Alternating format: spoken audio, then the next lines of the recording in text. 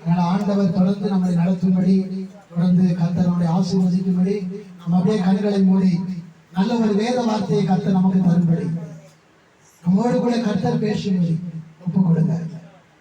நம்ம எல்லாருமே ஒப்பு கொடுப்போம். ஆண்டவர் நம்மோடு கூட பேசணும்.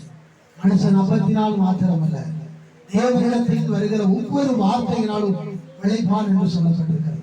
நாம் பிழைக்கும்படி, இந்த பூமியில நாம் உயிரோடு இருக்கிற கடைசி வெளிப்படுது வரைக்கும் நாம் பிழைப்பதற்கு தேவையானது ஒன்று, அது தேவனுடைய வார்த்தை மாத்திரம்தான். அந்த வார்த்தை நம்மோடு கூட ஆண்டவர் பேசும்படி நாம் எல்லாரும் ஒப்பு கொடுப்போம். ஆண்டவரே, உடைய கருத்தை தாழ்த்தி ஒப்பு கொடுக்கிறப்பா, நீர் எங்களோடு கூட பேசும். நீங்க பேசுகிற ஒவ்வொரு வார்த்தைகளையும் நாங்கள் கேட்டு அந்த மரியாதை போல, ஆண்டவரே நான் உனக்கு அடிமை, உடைய வார்த்தையின்படியே எனக்கு ஆக கடவுள் என்று சொல்லி நாங்கள் அப்படியா உங்களுடைய வார்த்தைக்கு ஒப்பு கொடுக்க நீர் எங்களுக்கு கிருபை செய்யும். தாழ்த்தி ஒப்பு கொடுக்கிறோம். ஆசீர்வதியும் பாதுகாத்துக் கொள்ளும். இயேசுவின் நாமத்தினாலே பிதாவே, ஆமென். அல்லேலூயா. கர்த்தருக்கு ஸ்தோத்திரம் உண்டாகட்டும். கர்த்தருக்கு ஸ்தோத்திரம். ஒரு வேத வசனத்தை நாம் வாசிப்போம். 1 தீமோத்தேயு எடுத்துக்கொள்வோம். புதிய ஏற்பாடு 1 தீமோத்தேயு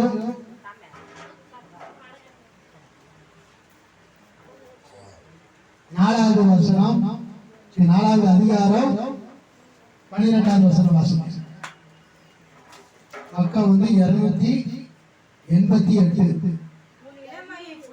நல்ல கவனிங்க. உன் இளமையை குறித்தோ ஒருவனும் உன்னை அசட்டை பண்ணாதபடிக்கு நீ வார்த்தையினாலும் நடக்கையிலும் அன்பிலும் ஆவியிலும் விசுவாசத்திலும் கற்பிலும் விசுவாசிகளுக்கு மாதிரியாயிரு. அல்லேலூயா. இது ஒரு ஊழியக்காருக்கு சொல்லப்பட்ட ஒரு வார்த்தை. யாருக்கு? ஒரு ஊழியர் செய்கிற, அதுவும் வாலிப வயசுல ஊழியர் செய்கிற ஒரு மனுஷருக்கு சொல்லப்பட்ட வார்த்தை. அதாவது அப்போஸ்தலனாகிய பவுல் கூட தீமோத்தேயு என்கிற ஒரு மனுஷன் இருந்தார் கூட. அந்த மனுஷன் வாலிப வயசா இருக்கிறார். என்ன வயசு? வாலிப வயசு. அப்படி இருந்த அந்த மனுஷனுக்கு சொல்லப்பட்ட வார்த்தை தான் இந்த வார்த்தை. அல்லேலூயா. அப்படி அந்த ஊழியக்காரருக்கு சொல்லும் பொழுது அந்த ஊழியக்காரர் எப்படி இருக்கணும்? விசுவாசிகளுக்கு மாதிரியா இருக்கணுமா? அதாவது விசுவாசிகளுக்கு முன்மாதிரி. விசுவாசிகளுக்கு ஒரு ஊழியக்காரங்க சொன்னா அந்த ஊழியக்காரங்களுக்கு யாருக்கு முன்மாதிரியா இருக்கணும்? விசுவாசிகளுக்கு ஒரு முன்மாதிரியா இருக்கணும். அது ஒரு சில காரியங்கள்ல முன்மாதிரியா இருக்கும்னு சொன்னா அந்த பைபிள்ல நமக்கு நான் வாசித்த இந்த வசனத்துல சொல்லுகிறது. அல்லேலூயா. இன்னைக்கு நிறைய காரியங்களே முன்மாதிரியாய் மனுஷர்கள் வாழ்ந்து கொண்டிருக்கிறார்கள். ஊழியர் செய்யறதும் சரி, எல்லா மனுஷர்களும் நிறைய காரியங்கள் முன்மாதிரியா இருக்கிறாங்க. ஆனா ஒரு குறிப்பிட்ட காரியங்கள்ல ஊழியக்காரர்கள் முன்மாதிரியா இருக்கணும் அப்படின்னு சொல்லிதான் அந்த வசனம் நமக்கு தெளிவா சொல்லுது. இது ஊழியக்காரருக்கு சொல்லப்பட்ட ஒரு வசனமா இருந்தாலும் இன்றைக்கு இது நமக்கும் தேவையானது. அல்லேலூயா. நாம் இன்னைக்கு நான் ஊழியம் செய்கிறேன், நீங்க ஊழியம் செய்யணும். இது உங்களுக்கும் அவசியமா இருக்கு, எனக்கும் அவசியமா. இது ஊழியக்காரங்களுக்கு சொல்லப்பட்ட வார்த்தை தானே, இது நமக்கு எதுக்கு அப்படின்னு சொல்லக்கூடாது. தேவன் இந்த பைபிள் மூலமா பேசுற ஒவ்வொரு வார்த்தையும் ஒரு தனிப்பட்ட மனுஷன், எல்லா மனுஷர்களுக்கும் உள்ளதுதான். அதனால அவங்களுக்கு இன்னும் பிரிச்சு பார்க்க வேண்டிய அவசியம் கிடையாது. அதனால இது நமக்கும் சொல்லப்பட்டிருக்கிறது. அதனால தேவ பிள்ளைகளா இருக்கிற நாம் சில காரியங்களை முன்மாதிரியா இருக்கணுமா? எப்படி இருக்கணும்? முன்மாதிரி. இப்போ பிள்ளைங்க இருக்குன்னா பிள்ளைங்களுக்கு பெற்றவர்களுக்கு முன்மாதிரியா இருக்கணும். அப்பதானே பிள்ளைங்க சரியா இருப்பாங்களா இல்லையா? அப்ப பெற்றவங்களே முன்மாதிரியா இல்லைன்னா பிள்ளைங்க செய்ய மாட்டாங்க, சரியா வரமாட்டாங்க.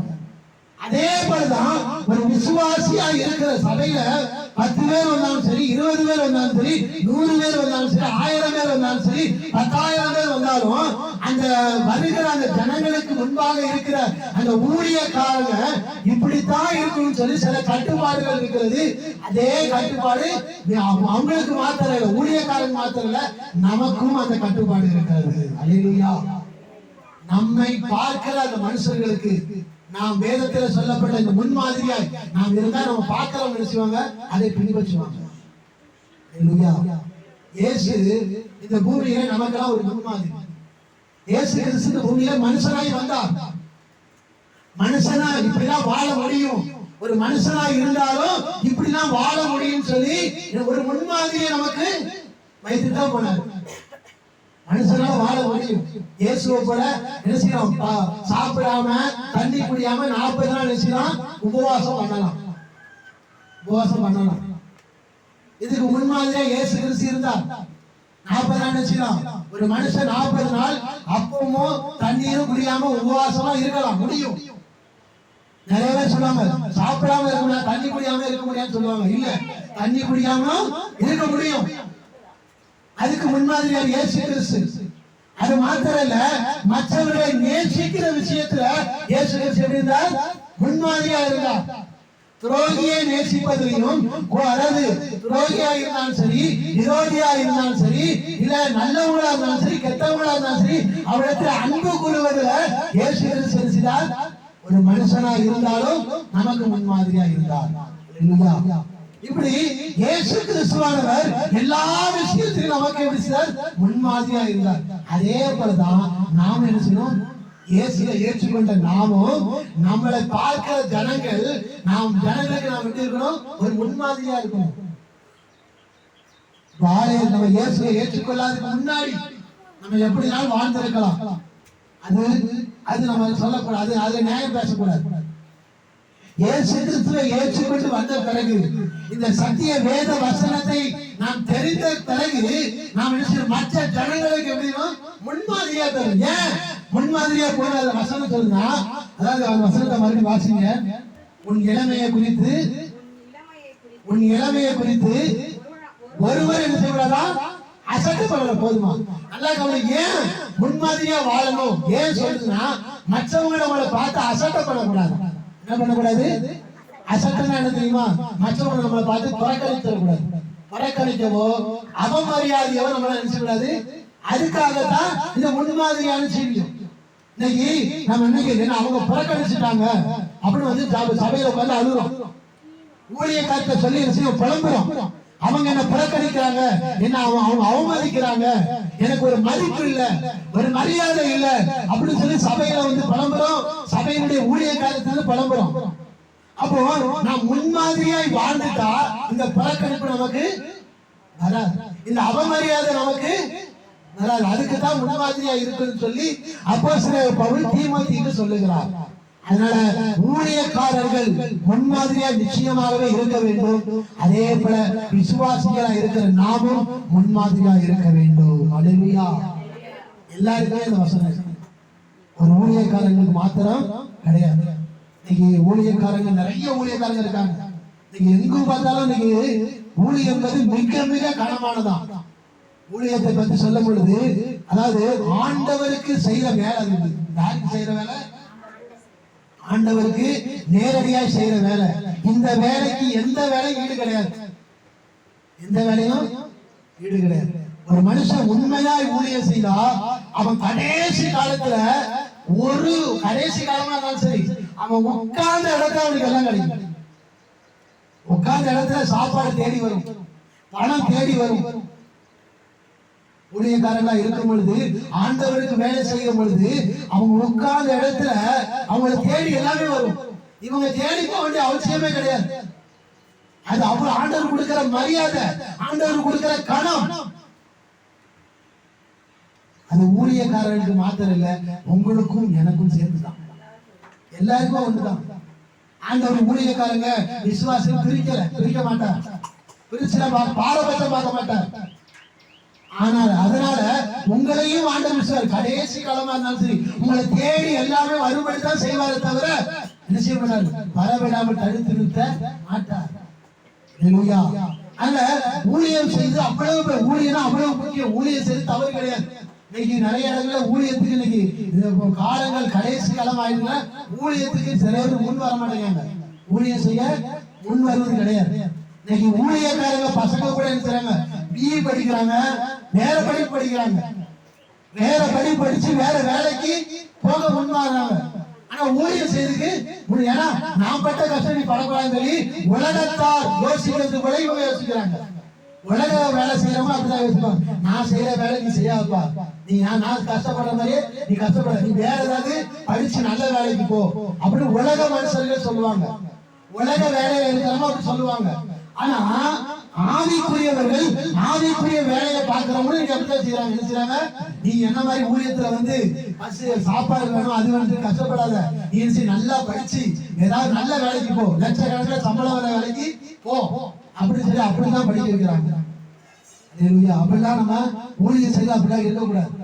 ஊழியம் வந்துட்டுனா ஒரு குடும்பத்துல ஊழியம் செய்ய பிள்ளைங்களை ஊழியத்துக்கு அந்த பிள்ளைங்களுக்கு ஒரு வேலை விருப்பம் இல்லையா, அதுக்கு நம்ம பொறுப்பாக முடியாது. முடிஞ்ச அளவுக்கு நம்ம நினைச்சு ஊழியம் செய்து முற்படுத்த வேண்டும். அப்படி அந்த பிள்ளைகளுக்கு விருப்பம் விட்டுறணும்.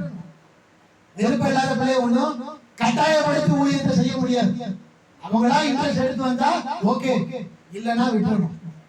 ஆனாலும் இன்னைக்கு அந்த ஆசைக்கு ஊழியம் செய்யறதுக்கு இல்ல, பிள்ளை நினைச்சணும் நல்ல வேலைக்கு போகணும், நல்ல சம்பளம் வாங்கணும், அப்படிதான் நீங்க ஊழியக்காரர் கூட நினைக்கிறாங்க. இது நல்ல வேலை இல்லையா? அதாவது எலியா ஒரு ஆச்சங்கல்ல போயிருக்காருங்க. அதாவது யார் மனுஷர்களே வாசம் செய்யாத ஒரு ஆச்சங்கல்ல போய் கோரியாத ஆச்சங்கல்ல போய் உட்கார்ந்துருக்கிறார். யாரு அங்க மனுஷனே கிடையாது. யாரு கிடையாது? மனுஷங்களே கிடையாது. மனுஷங்களாம் ஊருக்குள்ள இருக்காங்க. அவன் போயிருக்க ஆச்சங்கல்ல மனுஷங்களே கிடையாது. ஆனா அவன் நல்லா சாப்பிட்டான். எப்படி கிடைச்சது? காகத்தை கொண்டு ஆண்டவர் போஷித்தார். ஊழியக்காரர்கள் ஆண்டவர் ஒருபோது கைவிடவே மாட்டார். அவங்களை எப்படினாலும் ஆண்டவர் போஷிப்பார், அவங்களை எப்படினாலும் ஆண்டவர் நடத்துவார். ஏன்னா இந்த வேலை அப்படி, இந்த ஊழியம் என்பது அவ்வளவு பெரிய வேலை. ஊழியத்துக்கு அவ்வளவு கனம் இருக்கு. ஊழியக்காரர்களை ஒரு வார்த்தை பேசினா, அதாவது மோசையை குறித்து கூட பிறந்த சகோதரி யாரு? மிரியாம். கூட பிறந்த சகோதரி தான், யாரும் கிடையாது. கூட பிறந்த சகோதரியா இருக்கிற மிரியாம் இந்த மோசைய ஒரு வார்த்தை தவறாக பேசிவிட்டார். தவறாக பேசியாச்சு. உடனே ஒரு குஷ்டம் வந்துருச்சு. உடனே என்ன வந்துச்சு? யார பேசுறதுனால? மோசே ஆண்டவருடைய வேலைக்காரனா இருக்கிற மோசைய பேசுறதுனால. அதே இது மோசே ஆண்டவருடைய வேலையை செய்யணும் அப்படி ஆண்டவர் பண்ணிருக்க மாட்டார். ஆனா மோசையை குறித்து பார்க்கும்போது மோசே உண்மை உள்ளவனா இருந்தான். சும்மா போலியாய் ஊழியம் செய்து ஆண்டவர் என்ன பேசினா உனக்கு குஷ்டம் வந்துடும் சொன்னா அப்படிலாம் முடியாது. உண்மையாய் அந்த மோசையை சொல்வது, என் வீட்டில் அவன் எங்கும் சார்ந்த குணம் உள்ளவனாய் உண்மை உள்ளவனாய் இருந்தான்னு சொல்லி வசனம் சொல்லுது. அவன் உண்மை உள்ளவனாய் இருந்தான். உண்மையாய் ஒரு மனுஷன் ஊழியம் செய்யும் பொழுது அந்த ஊழியக்காரை யாரு தவறாய் பேசினாலும் அதை பார்த்துக்கிட்டு ஆண்டவர் சும்மா இருக்க மாட்டார், உடனே தண்டனை கொடுப்பார். அதனால ஊழியக்காரரா பேசினா அப்படி தண்டனை உண்டு. இப்படி ஊழியக்காரர்கள் நிறைய மரியாதை இருக்கு, மதிப்பு இருக்கு. அதாவது எலிசா ஊழியம் செய்த பொழுது சின்ன பிள்ளைங்க நல்லா கவனிங்க, சின்ன பிள்ளைங்க என்ன செஞ்சாங்கன்னா எலிசா மொட்டை அடிச்சிருப்பான். என்ன அடிச்சிருப்பான்? மொட்டை அடிச்சிருந்தான். அவனை பார்த்து சின்ன பிள்ளைங்க மாதிரி, ஏன் மொட்டை தலையா, என்ன தலை அப்படிதான் சொன்னாங்க. உடனே ஒரு சபிச்சார், அந்த பிள்ளைங்க சபிக்கப்பட்டுச்சு. என்ன சொன்னாரு? சபிச்சாரு. அப்படியே அந்த சாபம் அழிச்சிருச்சு. ஆனா ஊழியம் என்பது அவ்வளவு கனமானது. ஆண்டவர் ஊழியம் செய்கிற அவ்வளவு கனப்படுத்துகிறார். அதனாலதான் ஆண்டவர் எல்லாரும் ஊழியம் செய்ய சொன்னாரு. ஆண்டவர் எல்லாரையும் ஊழியம் செய்ய சொல்றாரு. அதாவது ஊழியக்காரங்க தான் ஊழியம் செய்ய சொல்லல. ஆண்டவர் சொல்லுகிறார், அதாவது என்ன செய்யணுமா? பிதா குமாரன் பரிசுத்த ஆவியின் நாமத்தினாலே ஞானசாரம் கொடுத்து என்னுடைய உபதேசத்தை எல்லாத்தையும் கற்றுக் கொடுத்து அவர் எல்லாரையும் சீசராக்கணுமா, எல்லாரையும் ஊழியக்காரங்க ஆக்குங்கதான் சொன்னாரு. நீங்களும் ஊழியம் செய்யணும், நானும் இந்த பெரிய வேலையை செய்யணும். எல்லாரும் நீங்க பயப்படணும், ஊழியம் செய்ய பயப்படணும். சபைக்கு வந்து சபையில ஒரு சின்ன சின்ன வேலை செய்ய பயப்படுறோம். இது வேலை, கர்த்தருக்கு செய்யற வேலை. இது எவ்வளவு கணம் இருக்கு தெரியுமா? சபையில மாத்திரம் இல்ல, அக்கம் பக்கத்துல போய் ஆண்டவரை பத்தி சொல்லணும். இதெல்லாம் ஊழியம். அக்கம் பக்கத்துல இருக்கிற கிராமங்கள்ல போய் ஊழியம் செய்யணும். இதெல்லாம் ஊழியம் தான். இது எல்லாருமே செய்யணும். அவங்க செய்யணும், இவங்க அவங்க செஞ்சாப்போ அப்படிலாம் நம்ம இருக்கக்கூடாது. இது அவ்வளவு பெரிய கனமான வேலை. இந்த கனமான வேலை செய்யும் போது அவ்வளவு கனத்தை கர்த்தர் நமக்கு கொடுக்கிறார். அந்த கனமான ஊழியத்தை செய்யணும், உண்மையா செய்யணும், நேர்மையா செய்யணும். இன்னைக்கு நிறைய பேர் ஊழியம் செய்யறாங்க, தப்பு கிடையாது. ஆனா நேர்மையா செஞ்சா அதுக்கு தக்க பலன் உண்டு. பொய்யாய் செஞ்சா அதுக்கு தக்க பலன் உண்டு. பொய்யா செஞ்சா அதற்கு தக்க பலன், உண்மையா செஞ்சா அதற்கு தக்க பலன். இவ்வளவுதான். ஆனா எல்லாத்துக்குமே ஆண்டவர் பலன் கொடுப்பார். பலன் கொடுக்காம விட மாட்டார். பொய்யா செஞ்சா பொய்யானதுக்கு என்ன பலன் தான் அந்த பலன் கிடைக்கும். உண்மையாய் செய்தால் உண்மைக்கு ஏதுவான பலன் நிச்சயமாகவே கிடைக்கும். அல்லேலூயா. அதனால களவான ஊழியம் செய்யறோம் அப்படின்னு சொல்லி என்ன செய்யக்கூடாது, மற்றவங்களை ஏமாத்திக்கிட்டு, மற்றவங்களை ஏமாத்திக்கிட்டு தந்திரமாய் மற்றவங்களுக்கு ஒரு கள்ள உபதேசம் பண்ணி அப்படிலாம் ஊழியம் செஞ்சா ஆண்டவர் செய்வார். அதுக்கு தக்க தண்டனை தான் கொடுப்பார். அதுக்கு நல்ல பலன் தான் வராது. அதனால ஊழியம் செய்தா உண்மையா செய்யணும். இங்க ஊழியக்காரருக்கு சொல்லப்பட்ட வார்த்தையா இருந்தாலும் அது நமக்கு கொடுத்த வார்த்தை. அல்லேலூயா. அப்ப நம்ம என்ன செய்யணும், எல்லா விஷயமும் முன்மாதிரியா இருக்கும். எப்படி இருக்கணும்? ஒரு சில காரியங்கள்ல முக்கியமாய் நிறைய காரியங்கள் சொல்லப்பட்டிருக்கு. இதுல ஒரு 6 காரியம் சொல்லுது. எத்தனை காரியம்? 6 காரியம் சொல்லுது. இந்த 6 காரியத்துல மனுஷன் முன்மாதிரியா இருக்கு. அப்படி முன்மாதிரியா இருந்தால் நம்ம யாரும் என்ன செய்ய மாட்டாங்க, புறக்கணிக்க மாட்டாங்க. யாரும் நம்ம அவமரியாதையாய் நடத்த மாட்டாங்க. புரியுதா நான் சொல்றது? மற்றவங்களுக்கு நீங்க முன்மாதிரியா மாறிட்டீங்கன்னா நம்மளை யாரும் என்ன செய்ய மாட்டாங்க, புறக்கணிக்க மாட்டாங்க, நம்மளை மதிப்பாங்க. நினைச்சவங்க மதிப்பாங்க, நமக்கு மரியாதை கொடுப்பாங்க. நமக்கு சின்ன வயசா இருந்தாலும் நம்மளை பார்த்து மரியாதை கொடுப்பாங்க. ஏன்னா நம்ம என்ன செய்யறோம், ஆண்டவருடைய வார்த்தையை கேட்டு அதுக்கு முன்மாதிரியா நம்ம காணப்படுகிறதுனால நம்மள 4 பேர் மதிப்பாங்க. இன்னைக்கு மதிப்பு இல்ல, மரியாதை இல்ல அப்படி நம்ம சொல்றோம். ஏன்? முன்மாதிரியா இல்ல. அதனால முன்மாதிரியா இருக்க ஒப்பு கொடுங்க.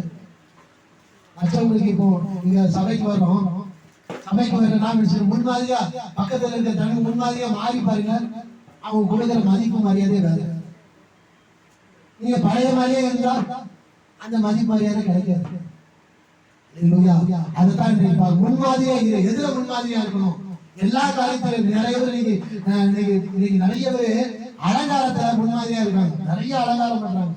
ட்ரெஸ் எல்லாம் பார்த்தா இன்னைக்கு பயங்கரமா பண்றாங்க. பண்ணிட்டு அந்த ட்ரெஸ்ஸை பார்த்துட்டு இந்த பாக்குறவங்க நான் இந்த மாதிரி ட்ரெஸ் பண்ணணும், என்ன பண்ணணும், அவங்க போடுற ட்ரெஸ்ஸை போட நான் போடணும்னு சொல்லி இன்னைக்கு அப்படிலாம் கிறிஸ்தவர்கள் சினிமால நடக்கிற, அதாவது சீரியல்ல நடக்கிற அந்த ட்ரெஸ்ஸுகளை பார்த்து இன்னைக்கு கிறிஸ்தவர்கள் அதே போல ட்ரெஸ் போடுன்னு சொல்லி அந்த முன்மாதிரியை பாக்குறாங்க. உலக பிரகாரமான முன்மாதிரிய காரியத்தை பார்த்து தன்னுடைய ஜீவியத்தை எடுத்துக் கொண்டிருக்கிறார்கள். முன்னாடிதான் எங்கேயோ ட்ரெஸ் கிழிச்சிருந்ததுன்னா பைத்தியக்காரன் வரமாங்க. என்ன சொல்லுவாங்க?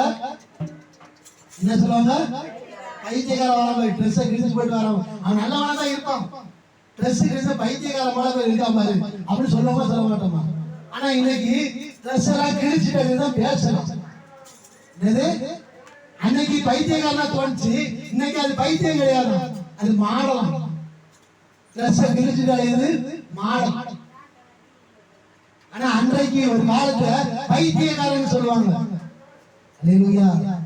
அது யாரு போடுறா? கிறிஸ்தவர்களா இருக்கிற நாம், வேற யாரும் கிடையாது. கிறிஸ்தவர்கள் வரும், ஊழியக்காரங்க பிள்ளைங்க கூட நீங்க போடுறாங்க. அப்படி இதெல்லாம் முன்மாதிரியா? அதாவது கிறிஸ்தவர்கள் எப்படி உடை உடுத்த வேண்டும் அப்படின்னு சில கட்டுப்பாடு இருக்கு. கேட்டா சொல்லுவாங்க இது என்னுடைய தனிப்பட்ட விஷயம், இதெல்லாம் யாரும் தலையிட கூடாதுமாங்க. அப்படி கிடையாது. ஒரு கிறிஸ்தவர்களாக இருக்கிற இயேசுவை ஏற்றுக்கொண்டவர்கள் இப்படித்தான் உடை உடுக்க வேண்டும் என்று சொல்லி இருக்கு. அதை தாண்டி போகக்கூடாது. எல்லாத்திலுமே ஆண்டவர் சில ஒழுங்குகளை வைத்திருக்கிறார். அந்த ஒழுங்கின்படி போகும்போதுதான் நம்மளை பார்க்கிறவங்க நம்மளை பின்பற்றுவாங்க. நாமளே முன்மாதிரி இல்லைன்னா நம்மளை எப்படி பின்பற்றுவாங்க? நாம் சரியா இருந்தா நம்மளை தொடர்ந்து நம்மளை பின்பற்றவங்க சரியா இருப்பாங்க. நாம சரியில்லைன்னா நம்ம பின்பற்றவங்க நம்ம சரியில்லாம போவாங்க. கிறிஸ்தவர்களா இருக்கிற நாம் ட்ரெஸ்ல கூட அவ்வளவு இருக்கு, நம்ம போடுகிற ட்ரெஸ்ல அவ்வளவு இருக்கு. உடை என்பது எதற்கு? நான் கவனிங்க, உடை எதற்கு? ட்ரெஸ் எதுக்காக இருக்கு தெரியுமா? நம்ம நிர்வாணத்தை மறைக்கதான் ட்ரெஸ். நிர்வாணத்தை ஆனா இன்றைய காலகட்டத்தில் நிர்வாணத்தை காட்டுவதுதான் பேஷன், மாடல். அதாவது ஆதாம் பாவம் செய்து விட்டான், பாவம் செய்து நிர்வாணியாய் காணப்பட்டான். நிர்வாணியாய் காணப்பட்டவங்க ஆண்டவர் வரத பார்த்துட்டு நாம் நிர்வாணியா இருக்கக்கூடாதுன்னு சொல்லி ஒரு அத்தி இலை வச்சுக்கலாம். அத்தி இலைகளை வச்சு உடையா போட்டான். எதை வச்சு? அத்தி இலை. அத்தி இலையை போட்டு அங்கங்க ஓட்ட தெரியுமா தெரியாதா? இலையினால ஒரு ட்ரெஸ் போட்டா அங்கங்க என்ன செய்யும்? ஹோல்ஸ் தெரியும், தெரியாம இருக்காது. ஆண்டவர் அதை பார்த்தாரு, பார்த்துட்டு அங்கங்க ஹோல்ஸ் தெரியுத, இந்த அத்தி இலைகளை அவன் இருக்கக்கூடாது, அதனால அவனுக்கு தோல் உடைய கொடுக்கணும்னு சொல்லி ஒரு மிருகத்தை கொண்டு அந்த மிருகத்தினுடைய தோலை உடையாய் உடைத்து நிர்வாணத்தெல்லாம் மூடி அவனை வெளியே அனுப்பினார். அல்லேலூயா. நிர்வாணம் எங்கேயுமே தெரியக்கூடாதுன்னு சொல்லி, எங்கேயுமே ஹோல்ஸ் இருக்கக்கூடாதுன்னு சொல்லி அவனை சுத்தமாய் நல்லா அவன் நிர்வாணத்தை முழுமையாய் ஒரு தோல்வுடைய கொடுத்து மூடிதான் அவன் அனுப்பினார். அல்லேலூயா. ஆனா உடுக்கிறதுல நமக்கு ரொம்ப அவசியம். நம்ம கிறிஸ்தவர்களா இருக்கிற நாம் நம்முடைய உடுத்துகிற உடை மற்றவங்களுக்கு முன்மாதிரியா இருக்கணுமே தவிர, அன்னைக்கு நிறைய பேர் அதுக்கு காரணம் அவங்களே அத்தனை வருஷம் படிச்சுட்டு போறாங்க, அவங்க ஒரு ஊழியக்காரனா இருக்காங்க, அவங்களே டெஸ்ட் பண்றாங்க, நான் பண்ணா என்ன அப்படின்னு ஒரு கேள்வி கேட்கிறோம். இதெல்லாம் ரொம்ப தவறு. நாம் முன்மாதிரியாய் வாழ வேண்டும். இயேசு கிறிஸ்து முன்மாதிரியாய் காணப்பட்டார். அதே போல நாம் மற்றவங்களுக்கு முன்மாதிரியாய் காணப்படணும். எல்லா விஷயத்திலும் நிறைய விஷயங்கள் இருக்கு. அதுல சில விஷயங்கள் தான் இன்னைக்கு நான் பார்க்க போறோம். வாசிமா அந்த வசனத்தை. நீ உன் இளமையை குறித்தோ ஒருவனும் உன்னை அசட்டை பண்ணாதபடிக்கு நீ வார்த்தையில ஃபர்ஸ்ட் விஷயமா நாம் எதுல முன்மாதிரியா இருக்கணும்? வார்த்தை. வார்த்தை என்னது? நாம் பேசுகிற பேச்சு. நாம் எதுல முன்மாதிரியா இருக்கணும்? நாம் பேசுகிற பேச்சு என்ன? முன்மாதிரியா இருக்கணும். நம்ம எப்படி பேசுறோம் ரொம்ப முக்கியம். இந்த வாய் தெரியுமா? வாய் ரொம்ப முக்கியம். இந்த வாய் அதாவது இந்த வாய் தெரியுமா? இந்த வாய் ஒரு காட்டையே கொளுத்துமா. என்னத்தை கொளுத்தும்? காட்டையே கொளுத்துனா வீட்டை கொளுத்து எவ்வளவு செய்யணும்? பெரிய காடு வச்சு போனா காடு எவ்வளவு பெருசா இருக்கும். அந்த காட்டையே கொளுத்துதுன்னா வீடு சாதாரண. ஆனா வாய் நம்முடைய பேச்சுல நம்ம முன்மாதிரியா இருக்கணும். அதுல முன்மாதிரியா இருக்கிறோமா? ஒரு நடந்த சம்பவம். நான் ஊர்ல திருநெல்வேலி, என்னுடைய சொந்த திருநெல்வேலி, அங்க ஒரு கிராமத்துல தான் இருந்தோம். அப்படி இருக்கும்பொழுது பக்கத்துல நாங்க எங்க இருக்க வீட்டுல பக்கத்துல ஒரு வயசானவர் இருக்கிறார்.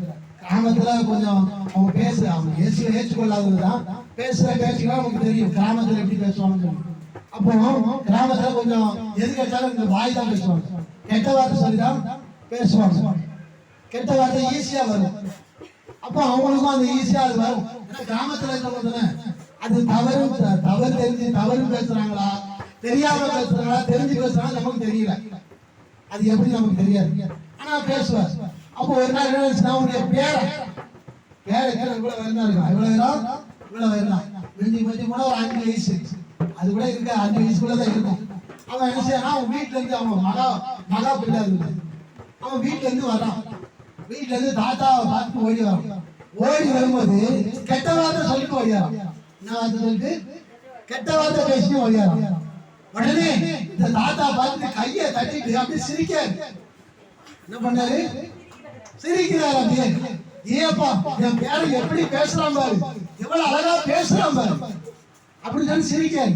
அது அவருக்கு வருத்தமா தெரியல.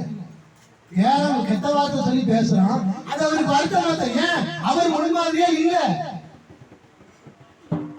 அவர் முன்மாதிரியா இருந்தா அது பேரம் பேசியிருப்பானா? இல்ல கேட்டவன அவருக்கு எப்படி இருக்கும்? அவர் முன்மாதிரியா கேட்டவன என் பேர இந்த வயசுல எப்படி பேசுறானே, பேசப்படாம தண்டிச்சிருப்பாரு. அவர் சிரிக்கிறாரு. அப்படியே சிரிச்சு மத்தவங்கிட்ட சொல்றாரு, என் பேர இந்த வயசுல எப்படி பேசுறான் பாரு, பெருமையா பேசுறாரு. இது நான் சிரிக்கிறதுக்காக சொல்ல, யோசிக்க. நம்முடைய பேச்சுல நாம் முன்மாதிரியா இருக்கணும், ரொம்ப முக்கியம். நம்முடைய வார்த்தை அவ்வளவு முக்கியமானதுங்க. நம்முடைய வார்த்தை குறித்து வேதம் சொல்லும் பொழுது, அதாவது நம்முடைய வார்த்தை ஆண்டவர் அவ்வளவு மதிக்கிறார். நம்ம பேசுகிற வார்த்தையை ஆண்டவர் அவ்வளவு மதிக்கிறார், அவ்வளவு கனப்படுத்த ரெடியா இருக்கிறாரு. அதாவது இந்த வார்த்தை, இந்த நாவை குறித்து சொல்லும்போது இது துதிக்கிற நாமம். வார்த்தை சரியா இருக்கணும், வார்த்தையில நாம் முன்மாதிரியா இருக்கணும்.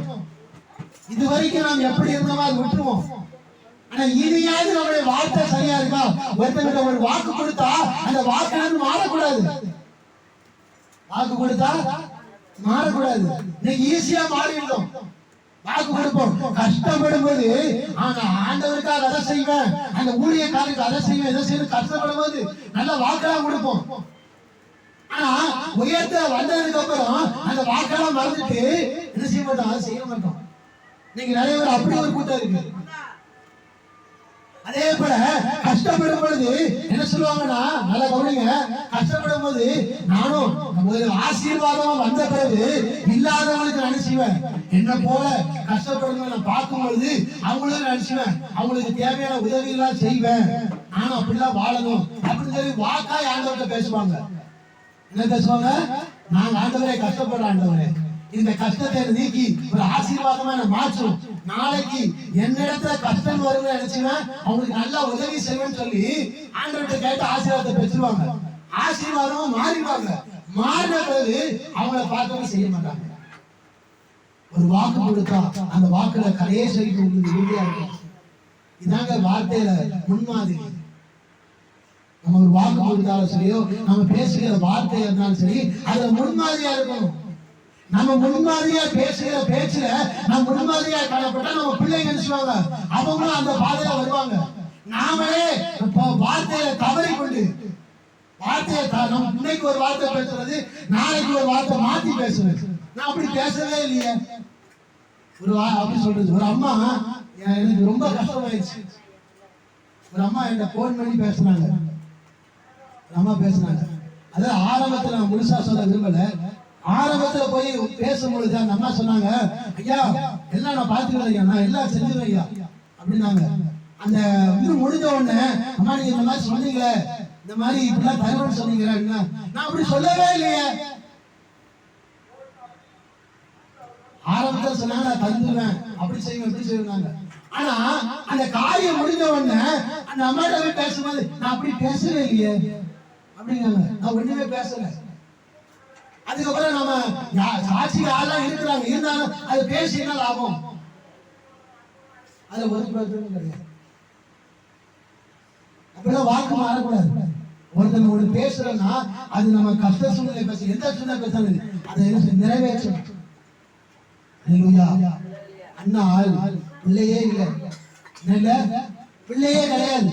ஆண்டவரே நீர் எனக்கு ஒரு ஆண் பிள்ளையை கொடுத்தால் அந்த ஆண் பிள்ளையை நான் உமக்காகவே ஒப்பு கொடுத்துருவேன் அப்படின்னு சொல்லி ஒப்பு கொடுத்தான். போர்த்தனை பண்ணான். என்ன பண்ணா? ஒரு போர்த்தனை வந்து பண்ணான். அதே போல ஒரு குழந்தை பெற்றாச்சு, குழந்தை உண்டாயிடுச்சு, குழந்தையும் பெற்றாச்சு. குழந்தை இல்லவே இல்லைங்க, எத்தனையோ வருஷம் குழந்தை இல்லை. அந்த குழந்தைய ஆண்டவர் கொடுக்குன்னு சொல்லியாச்சு, குழந்தை கொடுக்க சொல்லியாச்சு. ஆனா குழந்தையும் பிறந்துருச்சு. அந்த பிள்ளை என்ன தெரியுமா செய்தா? பால்குடி மரத்துக்கு முன்னாடி கொண்டு போய் ஆலயத்தில் கொண்டு விட்டான். நம்ம என்ன விட்டுருவோமா? எனக்கு குழந்தையே இல்லைன்னு சொல்லி நான் பெற்றெடுத்தேன், ஆண்டவர்கிட்ட கேட்டுதான் பெற்றெடுத்தேன்.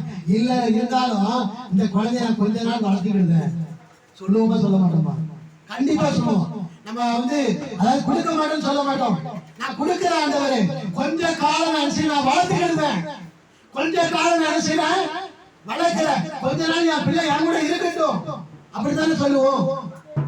அப்படி சொல்லி கொஞ்ச நாள் வச்சுப்போம், அதுக்கப்புறம் வேணா கொண்டு கொடுப்போம். ஆனா அவ அப்படிலாம் செய்யல. அந்த பிள்ளை பால்குடி மரங்கள் கொண்டு போய் ஆண்டவர் ஆலயத்தை கொண்டு போட்டாச்சு, கொடுத்தாச்சு. அதுக்கப்புறம் அந்த பிள்ளைய ஏன் பிள்ளைன்னு சொல்லவே இல்லை. ஆண்டவர் கொடுத்தது ஆண்டவர். அப்படி நம்ம வார்த்தையில சுத்தமா இருக்கணும், நம்மள பேசுற வார்த்தையில உண்மையா இருக்கணும். இன்னைக்கு ஒரு பேச்சு, நாளைக்கு ஒரு பேச்சு, நாளானைக்கு ஒரு பேச்சுலாம் இருக்கக்கூடாது. அப்படி இருந்தால் நாம் முன்மாதிரியான சீவிக்கவில்லை. நம்மளை எல்லாரும் அற்பமா தான் நினைப்பாங்க, நம்மளை அசட்டையா தான் பண்ணுவாங்க, நம்மளை எல்லாரும் புறக்கணிப்பாங்க, நமக்கு மதிப்பு மரியாதை இருக்காது. அதனால நம்ம ஒரு வார்த்தை சொன்னா அந்த வார்த்தையில கரெக்டா இருக்கு. அதாவது இந்த சாமுவேல் கொண்டு போட்டாச்சு, கொண்டு வளர்ந்தாச்சு, சாமுவேலும் வளர்ந்தாச்சு. இந்த சாமுவேலுக்கு ஒரு வாக்குத்தத்தம் என்ன தெரியுமா? அவன் பேசுகிற வார்த்தைகள் ஒன்று கூட கரையில் அடிச்சான், வெறுமையா விளையாடும். வெறுமையா விளையாட என்ன தெரியுமா? அவன் பேசுகிற ஒவ்வொரு வார்த்தைக்கும் மதிப்பு உண்டு, ஒவ்வொரு வார்த்தைக்கும் கனம் உண்டு, மரியாதை உண்டு. அந்த மாதிரி அவங்களுடைய வார்த்தை கர்த்தர் கனப்படுத்தினார். சாமுவேலுக்கு மாத்திரம் இல்ல, நீங்க பேசுற வார்த்தைக்கு அதுதான். நம்ம பேசுற ஒவ்வொரு வார்த்தைக்கும் மதிப்பு உண்டு, ஒவ்வொரு வார்த்தைக்கும் மரியாதை உண்டு. அதனால பேசுகிற பேச்சுல நாம் சரியாக இருக்க வேண்டும்.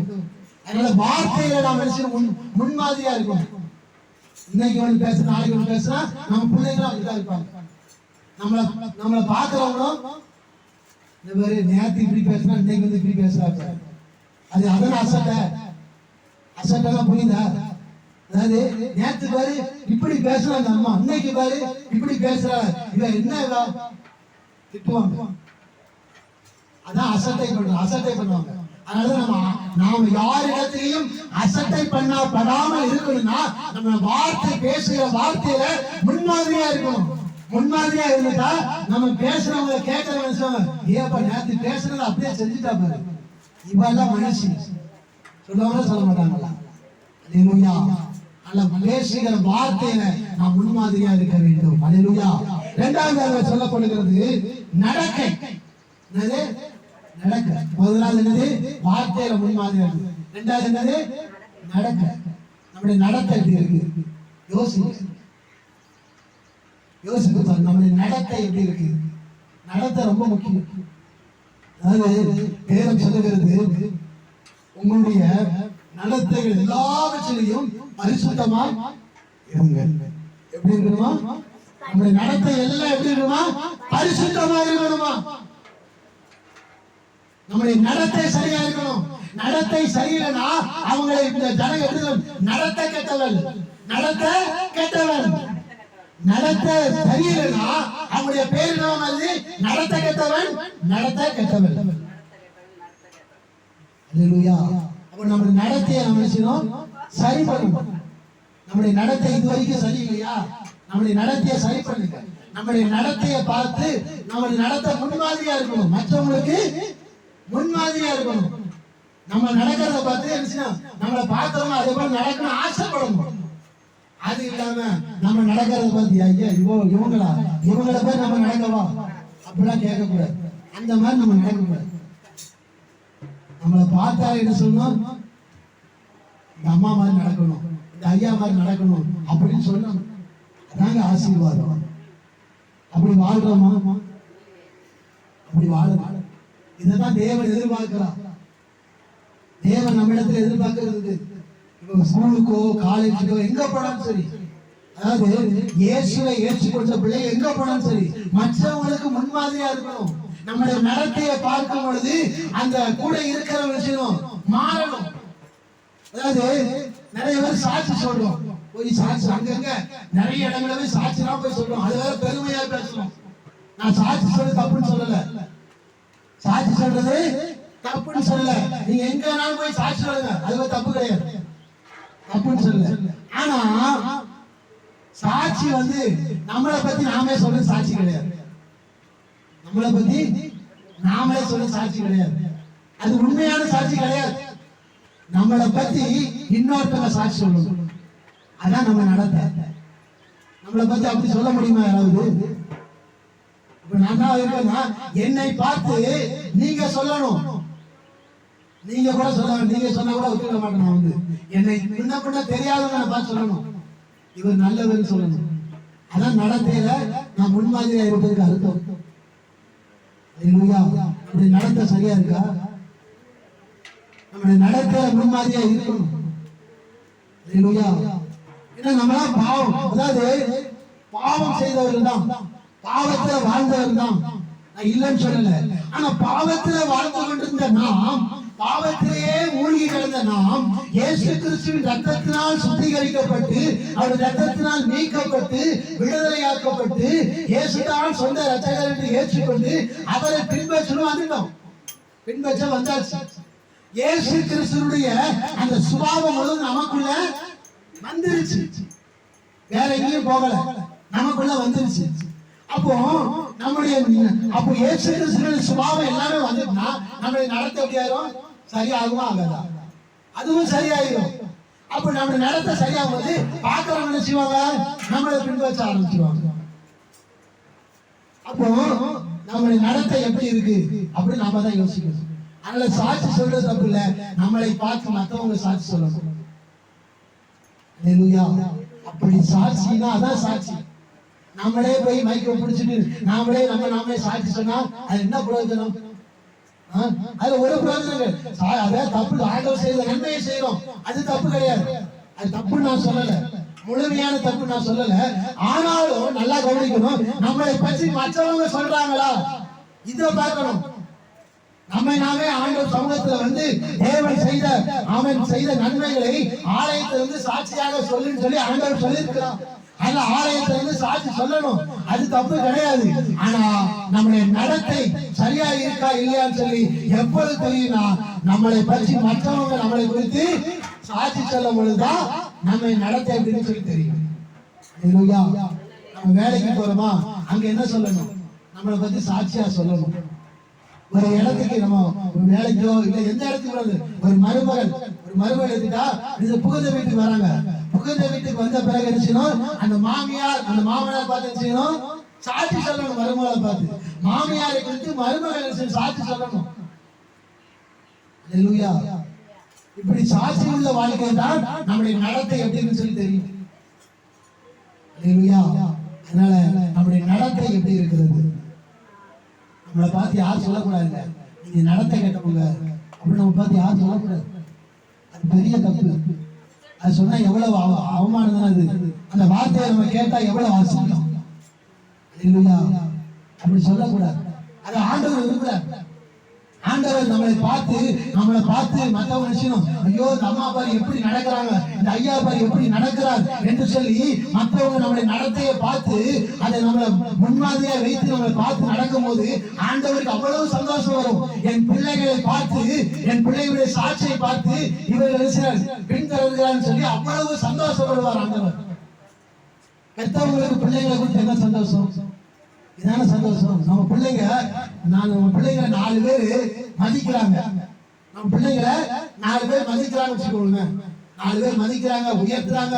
ஐயோ இந்த தம்பிக்கு காணாது, இந்த பிரதருக்கு காணான்னு சொல்லி நம்ம பிள்ளைங்களை 4 பேர் வாழ்த்தும் பொழுது நமக்கு எப்படி இருக்கும்? சந்தோஷம். சந்தோஷம் தான், துக்கம் இருக்குமா? அதே போலதான் உங்களை பார்த்து 4 பேர் உங்களுடைய நடத்தையை பார்த்து வாழ்த்தும் பொழுது ஆண்டவருக்கு எவ்வளவு சந்தோஷம் இருக்கும். நம்முடைய நடத்தை எப்படி இருக்கு யோசித்து பாருங்க. நம்முடைய நடத்தை சரியாக இருக்க வேண்டும். நம்முடைய நடத்தை சரியா இருந்தால் நிச்சயமாகவே நம்முடைய வாழ்க்கையில யாரும் நம்மளை அசட்டை பண்ண மாட்டாங்க. யாரும் அசட்டப்பட்டான காரணம் என்ன? நம்முடைய நடத்தை சரியில்லை. நம்முடைய நடத்தை சரியில்லை, நம்மளை அசட்டை பண்றாங்க. நம்ம நடத்தையில ஏதோ குறை இருக்கு, அதை சரி பண்ணுங்க. நம்முடைய நடத்தையில ஏதோ ஒரு குறை இருக்கு, அந்த குறையை சரி பண்ணிட்டீங்கன்னா யாரும் நம்மளை என்ன செய்ய மாட்டாங்க? அசட்டையே பண்ண மாட்டாங்க. நம்மகிட்ட அது நிறைய பேர் சொல்லுவாங்க, பணம் இருந்தா தான் அசட்டை பண்ணுவான்னு நினைக்கிறாங்க. இருந்தா பணம் இருந்தா தான் இல்ல. ஆண்டவரை பற்றி சொல்லும்போது தலை சாய்க்க ஸ்தலம் இல்ல, தலை சாய்க்க என்ன இல்ல, அவருக்கு வீடு கிடையாது. ஆண்டவருக்கு வீடு இருந்துச்சா? கிடையாது. தலை சாய்க்க ஸ்தலமே இல்ல. அவர் பிறந்தது ஒரு மாட்டு கொட்டாய்,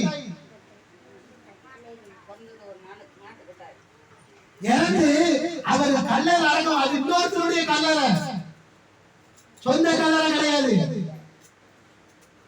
அடக்கம் பண்ணப்பட்ட கல்லறையும் இன்னொருத்தருடையது, பிறந்த இடமும் மாட்டு கொட்டாய். அப்படிதான் இருந்தார் ஆண்டவர். அவருக்கு மதிப்பு இல்லையா? அவருக்கு மரியாதை இல்லையா? நீங்க நிறைய பணம் இருந்தாதான் மதிப்பாங்க. பணம் இருந்தாலும் இல்ல, நம்முடைய நடத்தை சரியா இருந்தால் எல்லாரும் நம்மை மதிப்பார்கள். பணம் இருந்தால் பணம் இருக்கிற வரைக்கும் மதிப்பாங்க. நடத்தை சரியா இருந்தால் நாம் உயிரோடு இருக்கும் நாளெல்லாம் நம்மளை மதிப்பார்கள். அல்லேலூயா. இதான் வித்தியாசம். பணம் இருந்ததுக்கும் பணம் இருந்து கிடைக்கிற மரியாதைக்கும் நம்முடைய நடத்தை இருந்து கிடைக்கிற மரியாதைக்கும் உள்ள வித்தியாசம்.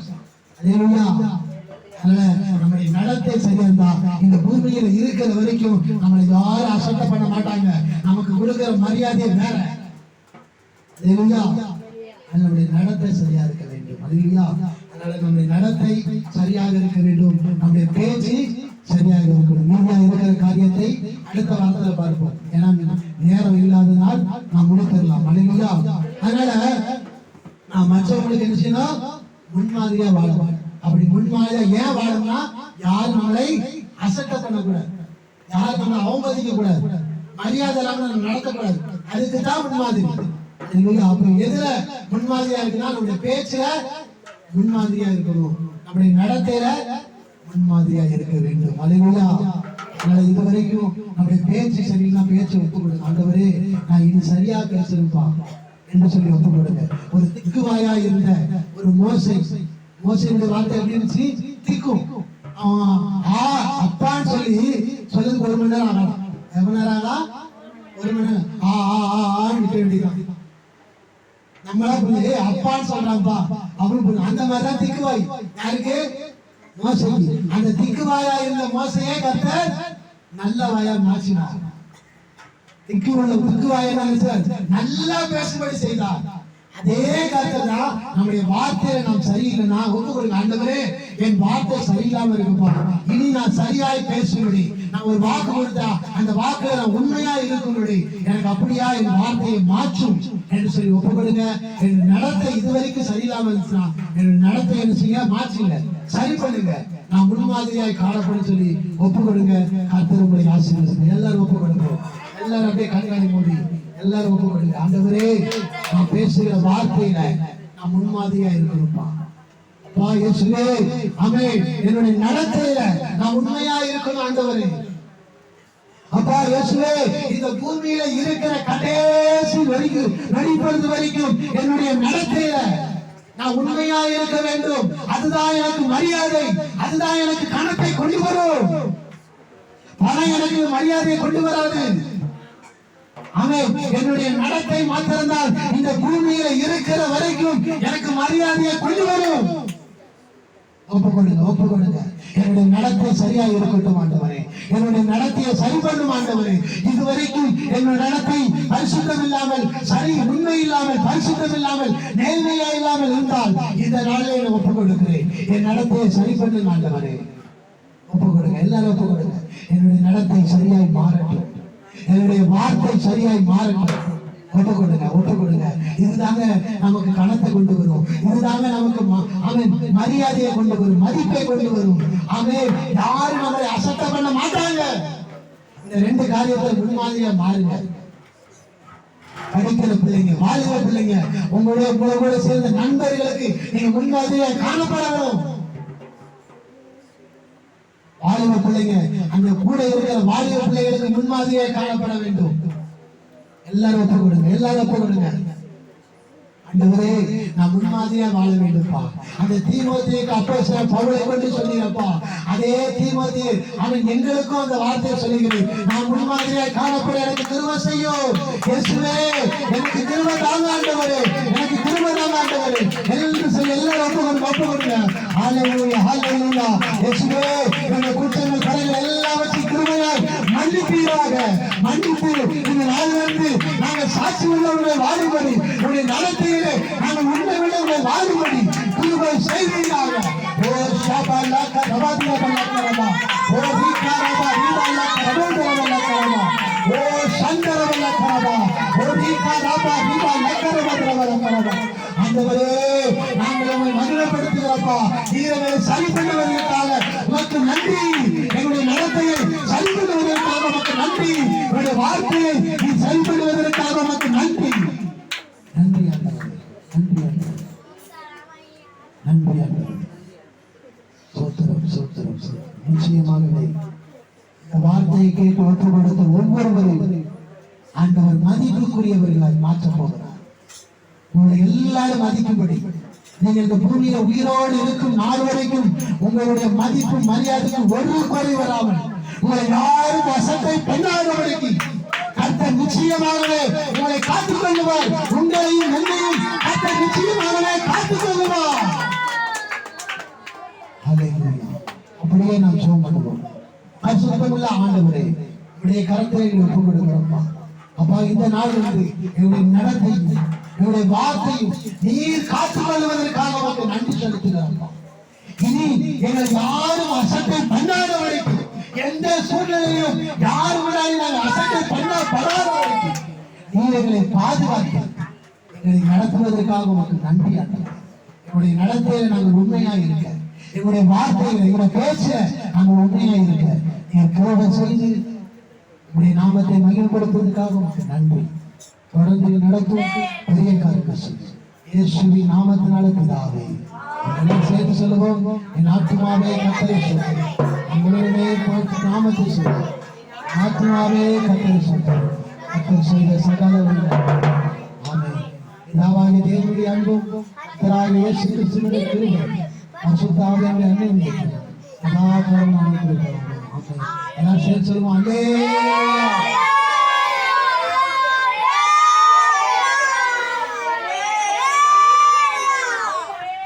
கர்த்தருக்கு ஸ்தோத்திரம். கர்த்தர் உங்களை ஆசீர்வதிப்பார்.